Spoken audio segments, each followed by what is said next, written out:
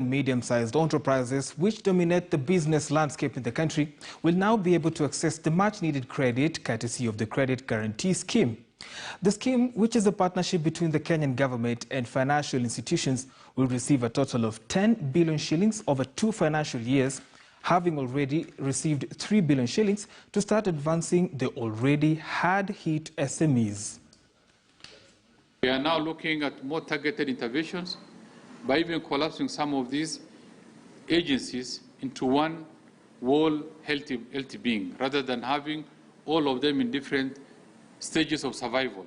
Put them under one umbrella so that they can do what is expected, and in the process also reduce the administrative and overhead costs. Nonetheless, there still remains room for further innovative and its complementary approaches to deliver support to MSMEs in order to harness their full potential. It's a very standard product across all banks, and that's what synergy we are looking for.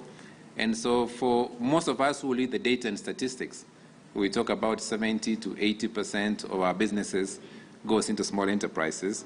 I think, and this is a return, it's a good call that finally banks, it's not that we have not been lending, I think it's providing an opportunity, a leverage for customers who are able to see the banking sector as an enabler for themselves. And that's it for business news. My name is Brian George Otieno. Sports news is up next.